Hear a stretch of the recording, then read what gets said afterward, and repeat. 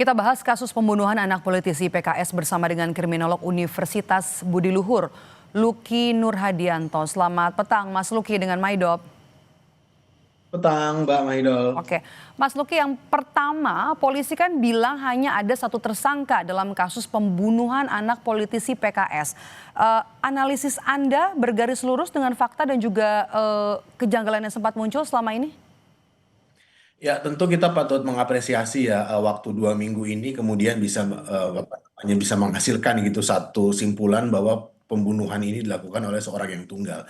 Tapi kemudian perlu juga digradasi atas dasar beberapa aspek terjadinya kejanggalan-kejanggalan yang notabene itu kemudian agak menimbulkan pertanyaan lebih lanjut. Yang pertama, apakah memang pelaku ini memiliki profiling pelaku kejahatan yang mengarah kepada terjadi pembunuhan. Jadi kalau kita tahu dengan apa namanya tindakan yang dilakukan, terus kemudian resiko yang dia dapatkan, maka tentu apa yang dia lakukan dan kemudian berjeda kurang lebih 2 minggu dia sudah melakukan tindakan lagi. Ini ada sisi impulsivitas yang harus dikaji lebih lanjut. Apakah memang dia melakukan pembunuhan itu karena keterdesakan atau memang ini karena satu dorongan tertentu untuk dia dapat melakukan pembunuhan tersebut. Yang kedua kejanggalannya adalah dalam konteks ini barang-barang yang kemudian dia sasar gitu atau kemudian niatan dia untuk melakukan pencurian itu tidak kemudian menjadi nampak. Jika memang dia ingin melakukan suatu tindakan yang cukup keras gitu atau kemudian cukup berani, maka dia akan berupaya mencari sesuatu yang seharusnya bisa memberikan efek secara material kepada dirinya, dan instrumentasi terhadap aspek ini kemudian menjadi nihil saat kemudian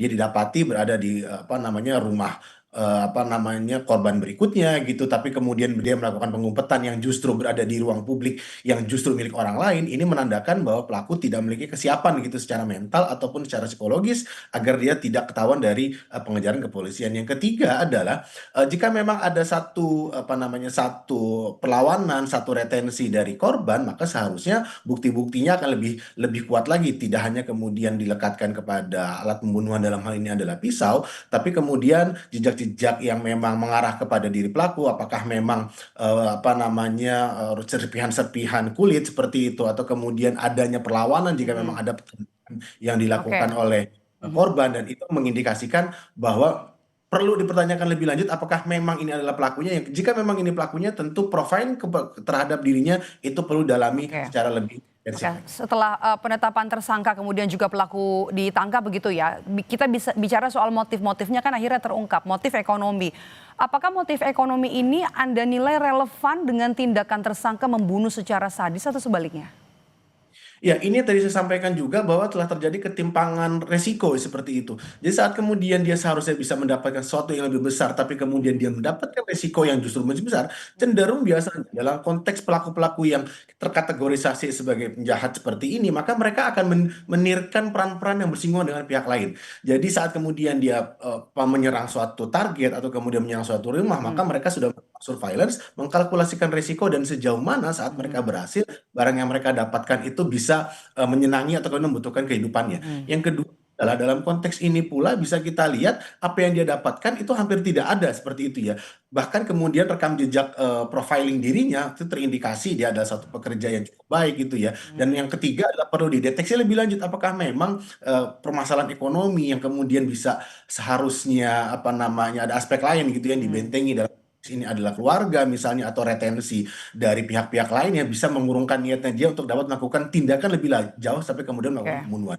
Mhm. Dan kemudian yang keempat dalam konteks crime scene yang bersifat zonal seperti ini agak sedikit tertutup gitu dan mengindikasikan memang telah terjadinya satu hal yang cukup dipersiapkan secara matang oleh pelaku tersebut, dan seharusnya mengindikasikan ini dilakukan oleh tindakan Oke. jika memang penyidikan dilakukan secara lebih profesional. Oke, itu tadi dari motif. Kemudian juga kita pindah ke soal CCTV. Tadi kan polisi pada saat konvers bilang kalau CCTV ini kan rusak, tidak ada di rumah gitu, tidak ada di TKP, didapat dari tetangga. CCTV yang mati di TKP menurut Anda sebuah eh, kejanggalan yang sudah dibuktikan polisi? Nah, inilah yang menurut saya dalam konteks kalau kita mengkorelasikan dengan apa namanya atribusi dari pelaku, maka seharusnya dia tidak mengetahui keberadaan CCTV tersebut jika memang ini adalah tindakan yang bersifat reaktif atau kemudian impulsif. Mhm. Jadi CCTV itu dia tidak tahu jika memang mati dan kemudian seharusnya tercapture di sana. Yang kedua adalah dengan matinya CCTV ini seharusnya dengan properti yang sedemikian besar ini sudah bisa menjadi sinyalemen bahwa telah terjadi ketidakamanan atau kemudian insekuritas dari orang yang memiliki rumah atau kemudian keluarga dari korban. Yang ketiga yang bisa mengindikasikan sejauh mana kemudian aktivitas yang berada di rumah itu cenderung sepi, terus kemudian meninggalkan anaknya seorang diri, atau kemudian ada orang lain tapi kemudian tidak berada di aktivitas yang cukup dekat, sehingga terkesan gitu ya bahwa memang telah terjadi satu pembiaran gitu, bahwa korban itu kemudian dibiarkan sendirian, terus kemudian CCTV juga kemudian dalam kondisi mati. Yang keempat adalah tentu dalam konteks ini yang perlu kemudian dirangkai tidak hanya kemudian keberadaan CCTV, tapi sejauh mana rekam jejak digital pelaku gitu yang bisa mengindikasikan bahwa dirinya melakukan tersebut. Yang kedua adalah sejauh mana pula keberadaan surveillance itu justru di satu sisi bisa kemudian menimbulkan efek pelaku untuk bisa melakukan tindakan lebih brutal lagi, atau di sisi lain dia seharusnya memang tahu tapi kemudian mengabaikan keberadaan CCTV tersebut. Yang seharusnya saat kemudian dia tahu itu memberikan rasa efek untuk kemudian mengurungkan niatnya untuk bisa melakukan pencurian, apalagi melakukan pembunuhan. Oke. Ini kan TKP kan cukup besar begitu ya. Rumah ini kalau kita lihat kan memang juga cukup besar dari luar begitu. Apakah pelaku ini sebelumnya memang sudah mapping, atau yang analisa Anda sudah tahu lokasi kan memang tujuannya adalah untuk pencurian, akhirnya kemudian ada tindakan pidana lain dalam kasus ini. Termasuk juga untuk penemuan DNA yang disebut polisi. Ya, biasanya dalam konteks pencurian mereka akan melakukan satu, yang pertama biasanya adalah melakukan identifikasi atau pemetaan. Pemetaan mulai dari sasarannya, terus kemudian aktivitas dari korban, terus keberadaan CCTV, bahkan kemudian perlengkapan yang digunakan. Yang kedua adalah mereka akan memetakan resources. Jadi sejauh mana ancaman-ancaman yang bisa menimbulkan efek jera atau kemudian menggentarkan niatnya dia untuk dapat melakukan tindakan pencurian tersebut. Yang ketiga adalah biasanya dalam konteks ini tindakan melakukan pembunuhan dalam konteks pencurian itu adalah opsi paling terakhir. Saat kemudian dia bisa melarikan diri, itu adalah opsi yang seharusnya dia ambil, alih-alih dia melakukan pembunuhan yang seharusnya bisa lebih memberatkan dia nanti saat kemudian mereka ditangkap oleh pihak kepolisian.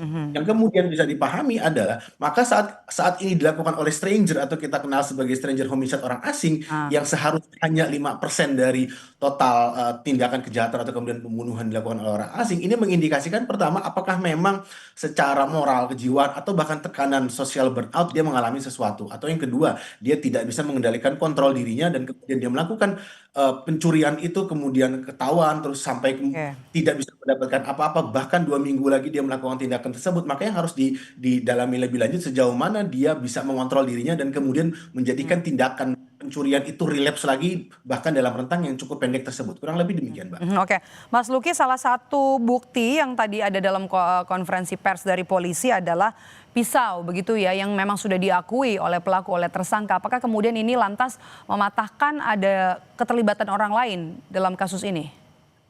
Ya, tentu jika memang alat buktinya saat ini CCTV terus kemudian pisau, maka pelaku tidak memiliki apa namanya kemampuan lagi untuk bisa mengelak gitu ya dari apa yang kemudian mengarah kepada dirinya. Tapi yang perlu kita pertimbangkan berikutnya adalah keberadaan saksi. Itu yang pertama, sejauh mana kemudian apakah memang ini bersifat tunggal atau ada pihak-pihak yang justru berupaya mengaburkan atau kemudian mengabaikan tindakan keamanan kepada diri korban atau bahkan properti keluarga korban.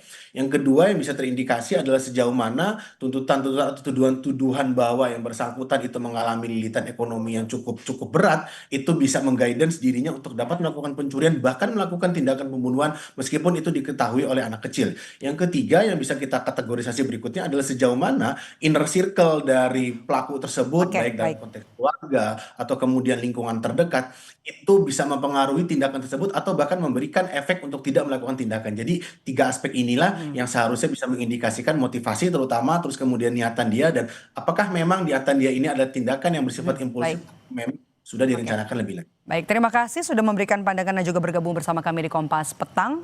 Kriminolog dari Universitas Budi Luhur, Mas Luki Nurhadianto. Sehat selalu, Mas Luki. Sama-sama.